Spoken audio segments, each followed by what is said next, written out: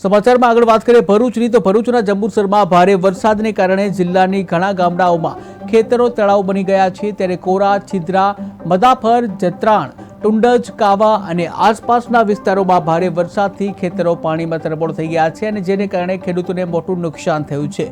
ત્યારે જંબુસર સહિતના વિસ્તારોમાં તૈયાર પાક ડૂબી જવાથી ખેડૂતોને મોટી આર્થિક નુકસાની વેઠવાનો વારો આવ્યો છે અને આ પગલે જંબુસર મામલતદાર, તાલુકા વિકાસ અધિકારી સાથે ધારાસભ્ય દેવકિશોર સ્વામીએ તાત્કાલિક અસરગ્રસ્ત વિસ્તારોનું નિરીક્ષણ કર્યું હતું।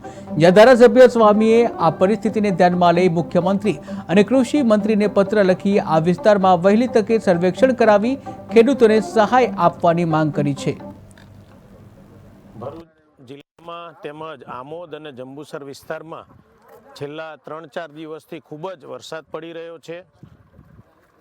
લોકોના જનજીવનને પણ ખૂબ અસર પડી છે। ખેડૂતોના ખેતરોમાં પણ ખૂબ જ પાણી ભરાયા છે। તો છેલ્લા 2 દિવસથી અમે અને અમારા વિસ્તારના સૌ કાર્યકર્તાઓ સાથે મળીને વિસ્તારની મુલાકાત કરી રહ્યા છે। આજે ભડકોદરા છે, છિદ્રા છે, દહરી છે, તેમજ માલપુર છે જેવા અનેક ગામોની મુલાકાત કરી અને સરકારમાં રજૂઆત કરી છે કે આ વિસ્તારમાં ખૂબ પાણી ભરાયું છે કે એમાંય ખેડૂતોને ખૂબ જ નુકસાન થયું છે। ખેડૂતોના